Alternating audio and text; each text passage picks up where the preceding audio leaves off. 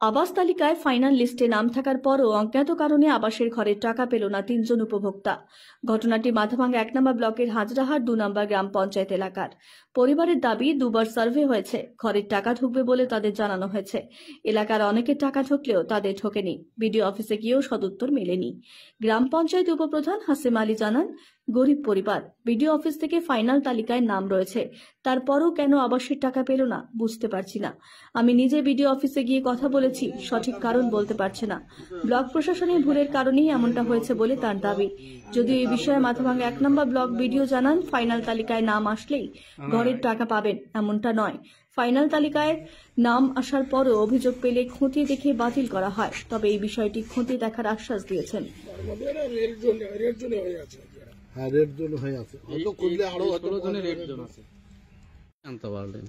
এখন তো ওই যে টাকা ঢুকতেছে না বইয়ের মধ্যে, এখন শুনি আমার ঘর নাই, এরকম নানান কথা। সার্ভে হয়েছে, 2 বার আসছে, অফিসার বলছে আছে, হবে, কাগজ দেওয়া যায়, কোনো লোক আসলে দেখাইলেই হবে, টাকা ঢুকবে এর মধ্যে, এরকমই বলে হয়ে গেছে। নো বিডিও অফিস যাই কয় না, আজকে কয়টার বল, কালকে কয়টার বল, সব তো আমরা কাগজ ঠিক করছি, এখন আর ভুল নাই। তাও ওই যে ঘরটা ওইটা টিনের ঘর, মাঠটা টিন। তাতে কি অসুবিধা হয় কোনো? হ্যাঁ, অসুবিধা হয় তো। এই যে গাই বাচ্চা দিছে, এখন গরু এখানে রাখি, এখন ওই ঘরে গিয়া থাকি, কি করব। না, কবে জানতে পারলেন যে আপনাদের আবাসের টাকা ঢুকবে না? ঢুকবে না, সেদিন বিডিও অফিসে গেছিলাম। কি বললো? বললো এর আগে গেছি, কয়দিন দেরি হবে, সেদিন গেছি, কয় না টাকা ঢুকে নাই, এর আগেও গেলাম ঢুকে নাই, এখন কয় ঢুকবে না। মানে কেন ঢুকবে না? দেরি আছে, নানান কথা, একক দিন একক কথা কয়। গরিব লোক যাই আমরা ভাড়া দিয়া, 3টা লোক যদি চইলা যায়, বাবারে তো একা ছাড়া যায় না। মানে ভাড়া কত আছে, 3টা লোকের হাজিরা কত। আপনার এবং আপনার বাবা দুজনেরই নাম ছিল? 2 জনের নাম ছিল তালিকা খাতায়। মানে কারো অ্যাকাউন্টে টাকা ঢোকেনি? না, বাবারটা তো ঢুকে না, আমারটা তো ঢুকে না। তো স্থানীয় পঞ্চায়েত প্রধান জানিয়েছিলেন? হ্যাঁ, জানাইছি তো, ওনারা কয় হ্যাঁ দেখি, চেষ্টা করি। কি নাম আপনার? আমার নাম অজিত সরকার। আমরা তো যাই ভিডিও আগে কইছে ঢুকবে, ওখানে যাই কয় না আপনার তা ঢুকছে না, কেড়ে ঢুকছে না। কয় একবার কইলো যে আইজি কাজে, আইজি নম্বর নাই, গেলাম, প্রধান সাহেবও গেল, কয় আছে, দিছে, আপনি কেন এনে পাঠাইলেন, এইটা বললো। আমরা কি করবো, গরিব মানুষ যাই, আমরা তো চলি বেড়ানো, ওষুধের মানুষ যাই, আমি তার কথা বলতাই না।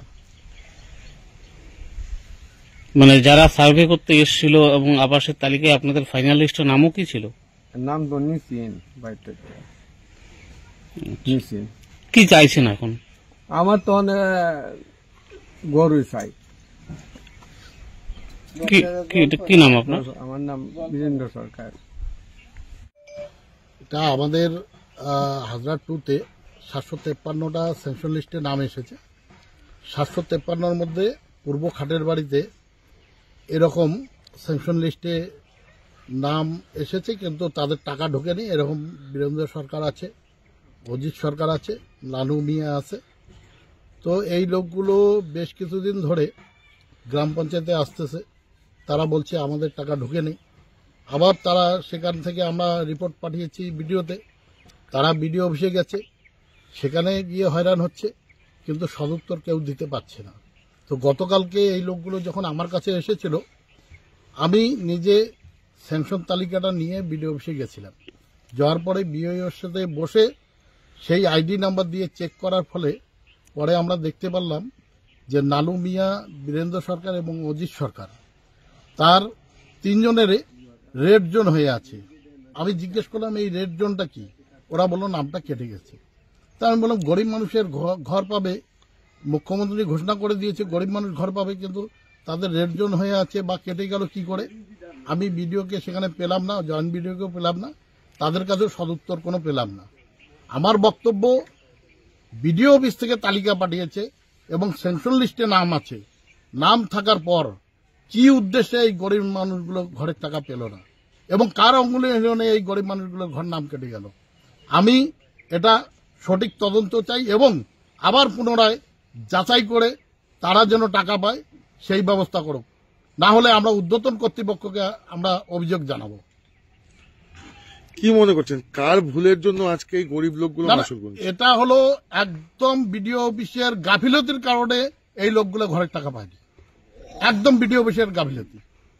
কারণ এদের গাফিলতি যদি না থাকতো তাহলে একটা টিনের বাড়ি, সেই লোকটা টিনের ঘরে জল পড়ে সেখানে থাকে এবং স্যাংশন তালিকায় নাম থাকার পরেও কি করে তাদের নামটা কেটে যায়। একদম বিডিও অফিসের গাফিলতি। গাফিলতি যদি না থাকে তাহলে অবশ্যই এই লোকগুলো টাকা পেত। আমি চাই পুনরায় বিডিও সাহেব তদন্ত করুক, তদন্ত করে এবং এই লোকগুলো যেহেতু স্যাংশন তালিকায় নাম আছে তাদের ঘরের টাকা পুনরায় তাদেরকে ব্যবস্থা করে দেওয়া হোক। আপনার নাম কি? আমার নাম হাসিম আলী, আমি হাজরা 2 গ্রাম পঞ্চায়েতের উপপ্রধান।